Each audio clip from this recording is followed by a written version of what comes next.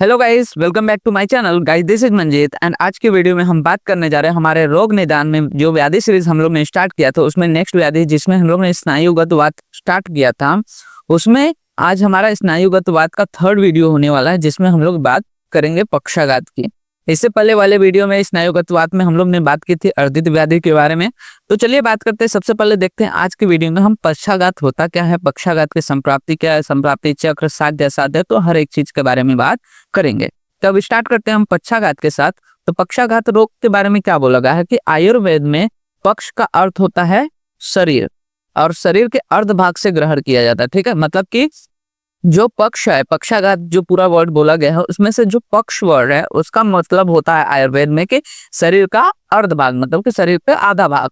अब वध का अर्थ प्रभावित अंग एवं भाग से संज्ञा एवं क्रिया हानि से किया जाता है। वहीं पे वध का मतलब क्या होता है कि क्रिया का हानि होना। ठीक है, इसे कुछ विद्वान एकांग रोग या कुछ लोग पक्षवध भी कहते हैं। ठीक है, पक्षाघात को क्या कहा जाता है, पक्षवध भी कहा जाता है। तो यहाँ पे एक क्या हो गया, उसका पर्याय मिल गया हमें।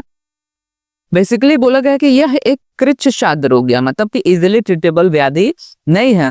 आधुनिक चिकित्सा शास्त्र में देखें तो पक्षाघात रोग प्रायः रक्त वाहिनियों को अवरोध का विदीर्ण होने से रक्त स्राव होने के कारण उत्पन्न होता है। तो बोला गया है कि जब मॉडर्न साइंस में हम लोग देखते हैं कि पक्षाघात क्या होता है तो उसमें बोला गया है कि जब रक्त वाहिनी मतलब कि जो ब्लड वेसल है उसमें अवरोध होता है और या फिर ज्यादा रक्त स्राव हो जाता है तो ऐसे कंडीशन में वहां पे पक्षाघात व्याधि होती है। यह रोग शरीर के अन्य स्रोतों को भी प्रभावित करता है। आधुनिक में जो पैरालिसिस है इससे इसका साम्य स्थापित किया जा सकता है। ठीक है, जो पैरालिसिस हम मॉडर्न साइंस में पढ़ते हैं उसके साथ इसको क्या किया जा सकता है, कंपेयर किया जा सकता है। तो आयुर्वेद में इसे पक्षवध, पक्षाघात, एकांगवात, एकांग रोग, अर्धांगवात ये सभी समानार्थक शब्द है। ठीक है, तो ये इसके क्या हो गए, पर्यायी नाम हो गए। तो ये हो गया हमारा पक्षाघात के इंट्रोडक्शन के बारे में। अब हम बात करते हैं पक्षाघात के निदान के बारे में, किन किन कारणों से ये होता है। तो बोला गया है कि वात व्याधि के अंतर्गत वर्णित कारणों का समावेश करना चाहिए। ठीक है, मतलब कि जिन जिन कारणों से वात व्याधियां होती है, वात का दोष प्रकोपित होता है, उन सभी को इसके अंदर समावेश करना चाहिए। तो जो हम लोग ने वात व्याधि का वीडियो देखा है वो मेरे चैनल पर अपलोडेड है ऑलरेडी, तो जाके उसको देख लेंगे तो वात व्याधि भी आपका क्लियर हो जाएगा। और वात व्याधि के जो निदान है, मैंने पहले बहुत सारे वीडियोस में बोल दिया है कि वात व्याधि के जो निदान है वो आपको अच्छे से करने हैं, क्योंकि कम से कम 7 से 8 टॉपिक जो वात व्याधि के निदान है उसी के ऊपर सारे निदान है। जैसे कि स्नायुगत वात हो गया, अस्थि मज्जागत वात हो गया, या फिर जितने भी वात व्याधियां हैं वो सभी के जो निदान रहेंगे वो सब सेम किसके तरह रहेंगे, वात व्याधि के निदान की तरह। तो वात व्याधि वाला वीडियो आप जरूर अच्छे से कर लीजिएगा। अब बात करते हैं संप्राप्ति की कि किस प्रकार से वात के बढ़ने के कारण शरीर में क्या होता है, पक्षाघात की स्थिति उत्पन्न होती है। तो बोला गया है कि अपने कारणों से कुपित वात दोष जब शरीर के आधे भाग में अधिष्ठित होकर शिराओं तथा स्नायुओं को सुखाकर शरीर बंधनों को शिथिल करता हुआ शरीर के आधे भाग की क्रिया एवं संज्ञा को नष्ट कर देता, तो उस स्थिति को कुछ विद्वान एकांग रोग या कुछ पक्षवध कहते हैं। मतलब क्या हुआ कि डिफरेंट डिफरेंट जो निदान बताए गए वात व्याधि में उसका सेवन किया कि उससे क्या होगा कि वात दोष क्या हो जाएगा, प्रकोपित हो जाएगा। ये जो प्रकोपित वात दोष है शरीर के किसी एक भाग में या शरीर के आधे भाग में या फिर पूर्ण शरीर में फैलेगा, अधिष्ठित होगा। और वहां की जो शिराएं हैं, कौन सी शिराएं, वातवाही शिराएं हैं, वहां की जो स्नायु है उनको क्या कर देगा, सुखा देगा। क्योंकि रुक्ष गुण होता है वात का, तो वो क्या करेगा, अपने रुक्ष गुण से उनकी जो स्निग्धता है उसको सुखा देगा। और जो शरीर के बंधन है मतलब कि जो संधि आदि है उनको क्या कर देगा, शिथिल कर देगा। अब इसके वजह से क्या होगा कि उन भाग में, जिस भाग में ये कार्य हो रहा है सुखाने की और शिथिल करने की, उस भाग की क्रिया और उस भाग की संज्ञा मतलब कि सेंसरी फंक्शन जो होंगे वो नष्ट हो जाएंगे, जिससे ही हम लोग क्या कहते हैं, पक्षाघात, पक्षवध या फिर एकांग रोग कहते हैं। जब यही वात प्रकोप शरीर के दोनों भागों में होता है तो उसे सर्वांग रोग या सर्वांगवात भी कहा जाता है। ठीक है, एक भाग में रहा तो एकांग रोग कहेंगे और पूरे शरीर में हो गया तो सर्वांग रोग या फिर सर्वांगवात कहते हैं।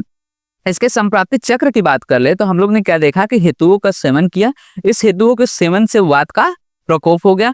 अब जो प्रकोपित वायु है शरीर के ऊर्ध्वगामी धमनियों में स्थान संचय करता है। ठीक है, वो शरीर में जाके क्या करता है, स्थान संचय करता है। ऊर्ध्वगामी क्यों बोला गया है, क्योंकि बेसिकली ये क्या करता है, हमारे जो ब्रेन के फंक्शन होते हैं उसको खराब करता है। तो इसलिए बोला गया कि जो ऊर्ध्वगामी धमनियां हैं मतलब कि सिर में जो रहने वाली धमनियां हैं उनमें जाके स्थान संचय करता है और शरीर के अर्ध भाग मतलब कि पक्ष अर्थात वाम या शाखा में पीड़ा उत्पन्न करके शिरा और स्नायु में अत्यधिक शोष उत्पन्न कर दे। अब इस शोष के कारण क्या हो जाएगा कि जो संधि बंधन है उसमें क्या आ जाती है, शिथिलता आ जाती है, और किसी एक पार्श्व, चाहे वो वाम पार्श्व हो या फिर दक्षिण पार्श्व हो या दक्षिण शाखा हो, उनमें क्रियाहीन या फिर क्रिया अल्पता कर देता है। मतलब कि या तो एकदम से ही काम करना रुक जाता है उस भाग का, या तो उस भाग में क्या होता है, क्रिया अल्पता हो जाती है, मतलब कि वहां पे अच्छे से काम नहीं कर पाता, थोड़ा धीरे धीरे काम होता है शरीर का। तो शरीर के अर्ध भाग में अकर्मण्यता तथा संज्ञा नाश उत्पन्न हो जाता है। हस्त पाद स्थानों में संकोच तथा सूचितोतवत वेदनाओं की उत्पत्ति होती है। क्या होता है कि संकोच होने लगता है और साथ ही साथ तोदनवत वेदना देखने को मिलती है। इसी कंडीशन को हम लोग पक्षवत व्याधि कहते हैं। इसी को हम लोग क्या कहते हैं, पक्षाघात कहते हैं। संप्राप्ति घटक की बात कर लेते हैं कि कौन से दोष इसमें इन्वॉल्व रहते हैं। तो बेसिकली बोला गया है कि दोष में वात प्रधान तो है, लेकिन तीनों दोष का इन्वॉल्वमेंट यहाँ पे देखने को मिलता है। वहीं पे दूष्य की अगर हम बात करें तो इसमें शिरा, स्नायु, कंठ और रक्त, ये सब क्या है, प्रमुख दूष्य माने गए हैं। अधिष्ठान में बेसिकली शिरो प्रदेश में हम लोग ने इसकी संप्राप्ति में ही देखा कि क्या होता है, सिर के ऊर्ध्वगामी होता है, ऊर्ध्वगामी होकर शिरा प्रदेश में जाकर वहां पे अधिष्ठान ये करता है। स्रोतस में रस, रक्त, मांस में प्राणव स्रोतस इन्वॉल्व होते हैं। शरीरार्ध हो सकता है या फिर सर्व शरीर व्यक्त हो सकता है। स्रोत दृष्टि में असंग है, अति प्रवृत्ति है या फिर ग्रथित है।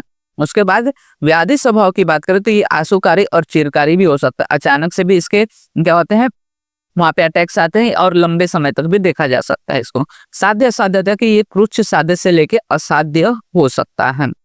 बात करते हैं पक्षवत के प्रकार के बारे में, पक्षाघात के प्रकार के बारे में, तो बोला गया है कि इस पक्षाघात 3 प्रकार का होता है। कैसे कैसे, शुद्ध वातिक पक्षाघात हो सकता है, पित्त अनुबंधी पक्षाघात हो सकता है, या फिर कन्फा अनुबंधी, मतलब कि सिर्फ अगर वात दोष इन्वॉल्व है तो उसको बोलेंगे वातिक पक्षाघात।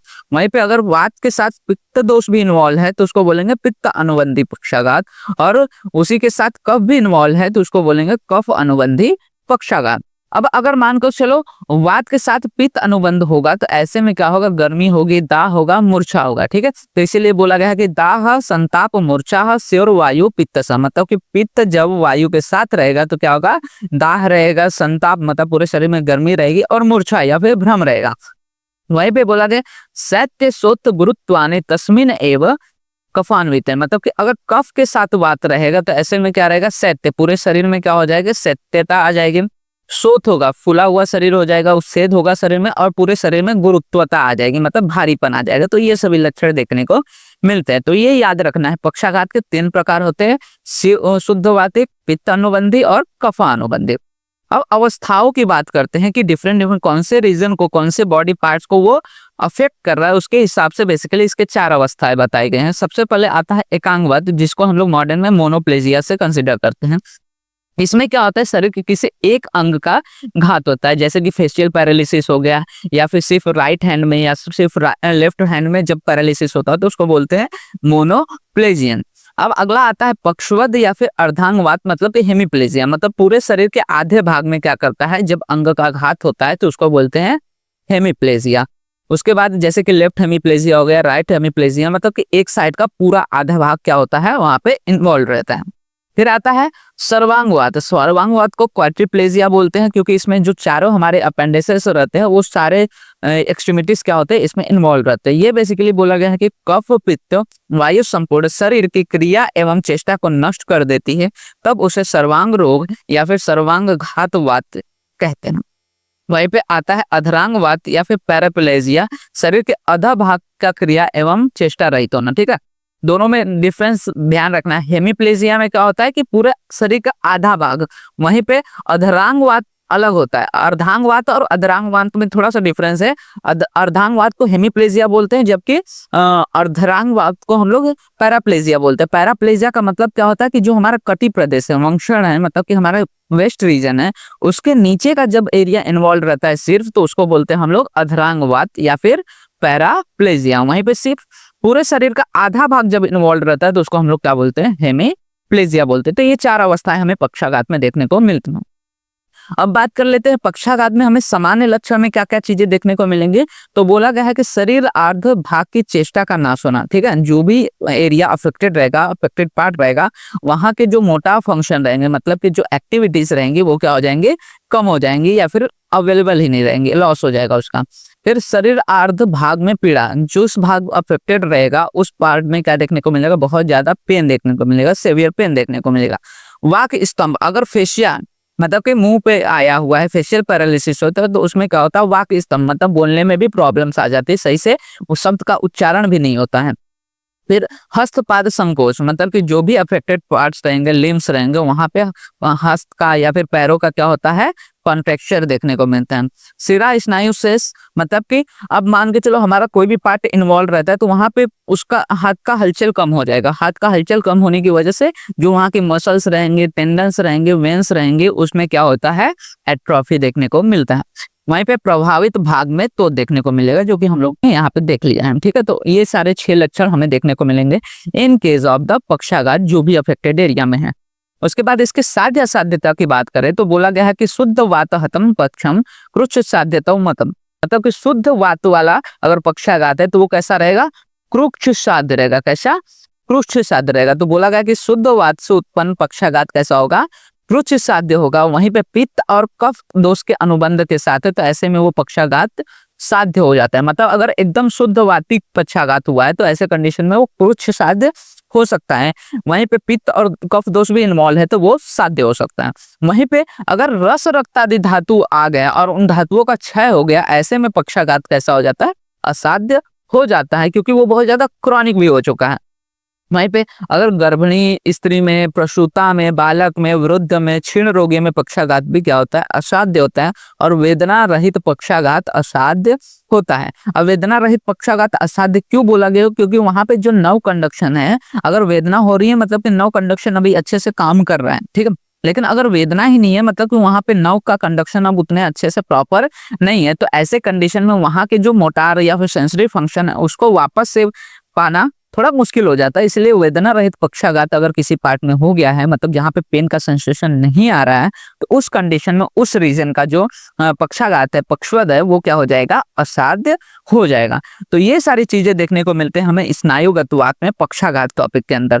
तो पक्षाघात यहाँ पे हम लोग ने बात कर ली, पक्षाघात क्या क्या होता है, पक्षाघात किस तरह से देखने को मिलता है, उसकी अवस्थाएं क्या है, उसके प्रकार क्या है, उसके लक्षण क्या है, साध्य असाध्य तो क्या है, हर एक चीज के बारे में हम लोग ने यहाँ पे बात कर लिए। तो होप आपको सारी चीजें रिलेटेड टू द पक्षाघात क्लियर हो गई होंगी। ये टॉपिक जरूर करके जाइएगा, बहुत इंपॉर्टेंट टॉपिक माना जा सकता है फर्स्ट सेकेंड ईयर में भी और थर्ड ईयर के लिए भी। साथ ही साथ वीडियो अच्छा लगा हो तो वीडियो को लाइक एंड शेयर करना मत भूलिएगा, जिससे ज्यादा से ज्यादा लोग वीडियो का फायदा ले सके।